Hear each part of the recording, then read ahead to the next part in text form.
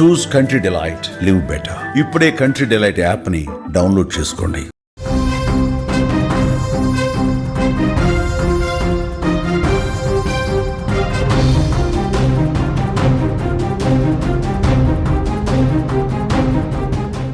Breaking news చూస్తున్నాం.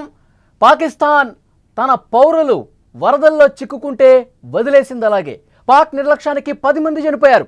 శుక్రవారం ఆకస్మిక వరదల్లో 18 మంది వరదలో చిక్కుకుంటే వాళ్ళందరినీ కూడా మొత్తం నీటిలోనే వదిలేసిన పరిస్థితుంది. పాకిస్తాన్ ప్రభుత్వం ఎక్కడా కూడా స్పందించలేదు. బ్రేకింగ్ న్యూస్ మనం చూస్తున్నాం. పాకిస్తాన్ వ్యవహరించినటువంటి తీరుని తీవ్రంగా అక్కడి ప్రజలే తప్పుపడుతున్నటువంటి పరిస్థితి ఉంది.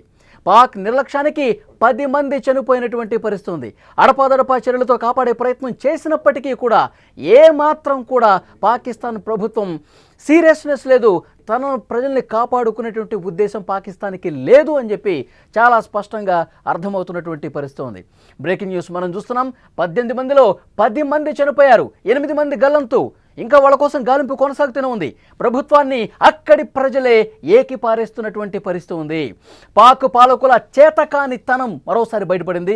స్వలాభాల కోసం ప్రజల్లో విద్వేషాన్ని రెచ్చగొట్టడం తప్ప, విద్వేషాన్ని నింపడం తప్ప ప్రజలపై ఎటువంటి ప్రేమ ఉండదని మరొకసారి రుజువైంది. ఒకరు కాదు, ఇద్దరు కాదు, ఏకంగా 18 మందిని నీటిలో కలిపేసింది పాకిస్తాన్.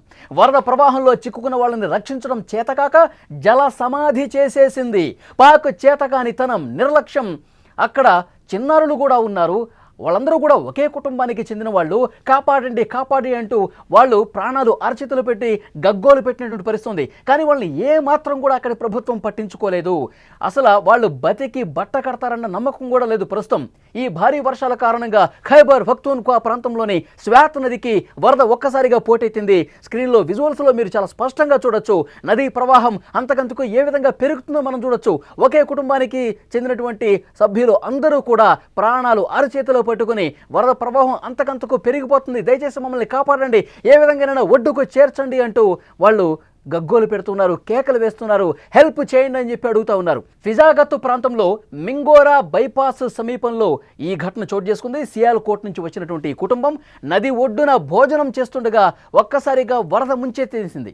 చాలాసేపు వాళ్ళు సాయం కోసం అర్థించారు, తమను కాపాడాలని చెప్పారు.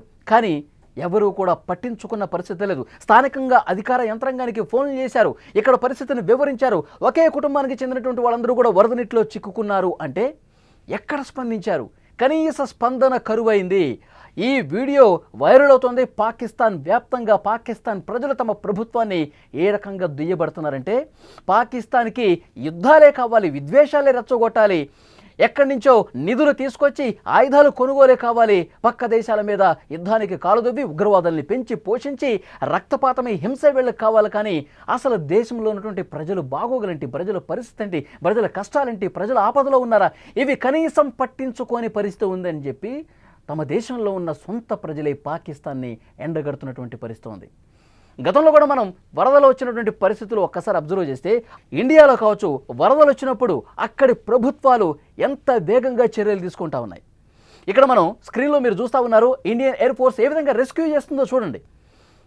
అక్కడ ఆ వరద ప్రవాహం మధ్యలో చిక్కుకున్న వాళ్ళని హెలికాప్టర్ సాయంతో, తాళ్లతో ఎన్డీఆర్ఎఫ్ బృందాలు, ఎస్డీఆర్ఎఫ్ బృందాలు ఏ విధంగా ఒక పెద్ద పోరాటమే చేసి వాళ్ళని ఒక్క ప్రాణం కూడా పోకూడదు, అందరూ కూడా బతకాలి, ఎంత రిస్క్ అయినా తీసుకోవాలి, ఎంత ఖర్చైనా భరించాలన్న ఉద్దేశంతో ఇండియన్ ఎయిర్ ఫోర్స్ ఏ విధంగా రెస్క్యూ చేస్తుందో తమ ప్రాణాలకు తెగించి మరి ఎంతటి కొండరాళ్ళు కింద పడిపోయి వరద ప్రవాహంలో చిక్కుకుపోయిన వాళ్ళని కూడా కాపాడినటువంటి సందర్భాలు ఉన్నాయి.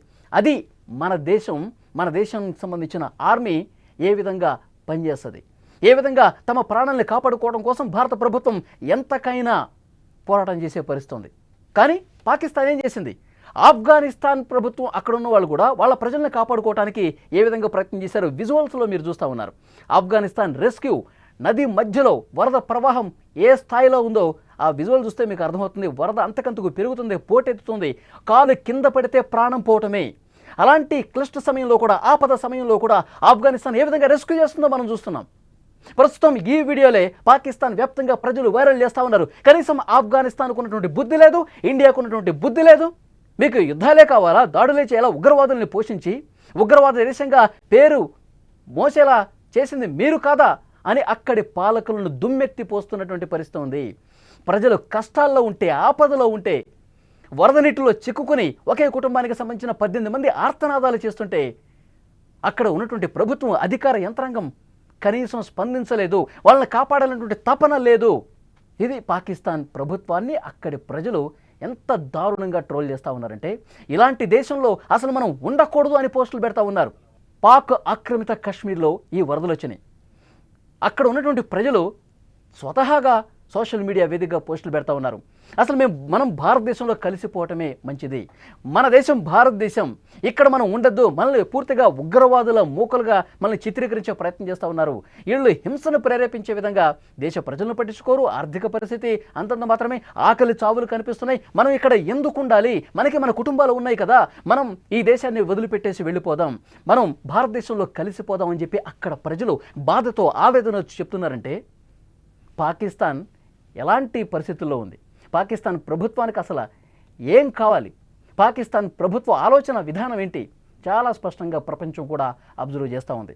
మనం జరిగినటువంటి ఈ వరదలు, గత 2 రోజులుగా అక్కడ సంభవిస్తున్నటువంటి వరదలకు సంబంధించి స్థానిక ప్రజానీకాన్ని అప్రమత్తం చేయడం కావచ్చు, వాళ్ళని సేఫ్గా బయటికి తీసుకురావటం కావచ్చు, వాళ్ళకి పునరావాస కేంద్రాలు కల్పించడం కావచ్చు, వాళ్ళ సాధక బాధకాలు ఏమన్నాయి, వాళ్ళకి ఆహారం అందించడం కావచ్చు, పాలు అందించడం కావచ్చు, అక్కడ ఉన్నటువంటి వృద్ధులకి మెడిసిన్స్ అందించడం కావచ్చు, ఇవి కనీసం అంటే కనీసం పట్టించుకోవట్లేదు. ఇంకేం మాట్లాడతారు వాళ్ళు, ఏం మాట్లాడుతున్నారు? ట్రంప్కి నోబెల్ శాంతి బహుమతి కావాలి, భారత్ పాకిస్తాన్ మధ్య అద్భుతమైనటువంటి దౌత్యాన్ని ప్రదర్శించి ట్రంప్ మన ఈ 2 దేశాల మధ్య ఉద్రిక్తతలు తగ్గించాడని చెప్పి ఎంతసేపటికి ఇదే కదా పాకిస్తాన్ నైజం. వాళ్ళ ప్రజలు ఎలాంటి ఆకలి దప్పికలతో ఉన్నారు, ఎలాంటి కష్టాల్లో ఉన్నారు, ఎలాంటి ఆపదలో ఉన్నారు, వాళ్ళని మనం కాపాడాలి, మన ప్రజల్ని మనం కాపాడకపోతే ఇంకెవడు కాపాడతాడు, ఇలాంటి ఆలోచన విధానం లేదు అనటానికి ఈ ఘటన నిదర్శనంగా కనిపిస్తోంది. చాలా స్పష్టంగా విజువల్స్లో ఒకసారి చూడండి.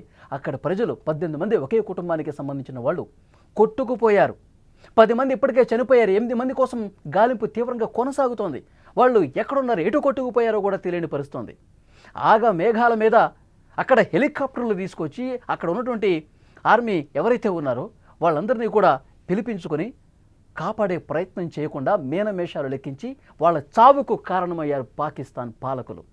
సో ప్రస్తుతం దీని మీదే తీవ్రంగా చర్చ జరుగుతుంది. ఆపద సమయంలో ప్రభుత్వాలు ఏ విధంగా వ్యవహరించాలి, పాలకులు ఏ విధంగా వ్యవహరించాలి, కనీసం జ్ఞానం లేదు, ఇంకిత జ్ఞానం లేకుండా అక్కడ పాలకులు ప్రవర్తిస్తున్నారని పెద్ద ఎత్తున అక్కడ ఈ వార్త అనేది హల్చల్ చేస్తున్నటువంటి పరిస్థితి ఉంది. పక్క దేశాల వీడియోలు కూడా చూపిస్తున్నారు. అక్కడ ఆర్మీ ఏ విధంగా చేస్తుంది, ఎన్డీఆర్ఎఫ్ బృందాలు, ఎస్డీఆర్ఎఫ్ బృందాలు, అక్కడ బృందాలు ఎంత క్లిష్ట సమయాల్లో కూడా పకడ్బందీగా చర్యలు తీసుకొని ప్రాణాలు కాపాడుతున్నారంటూ ఇటు ఇండియాకు సంబంధించిన రెస్క్యూ విజువల్స్, అలాగే ఆఫ్ఘనిస్తాన్ చుట్టుపక్కల దేశాలు వాళ్ళ ప్రజల పట్ల ఎంత ప్రేమ కలిగి ఉన్నారు, వాళ్ళ ప్రజలను ఎలా కాపాడుకుంటున్నారు చూడండి, ఇప్పటికైనా బుద్ధి తెచ్చుకోండి, ఇంకా మీ సిగ్గుమాలినటువంటి నిర్ణయాలు కట్టిపెట్టండి, ప్రజల కోణంలో ఆలోచన చేయండి అంటూ అక్కడి పాలకుల్ని, ప్రభుత్వాన్ని దుమ్మెత్తిపోస్తున్నటువంటి పరిస్థితి ఉంది.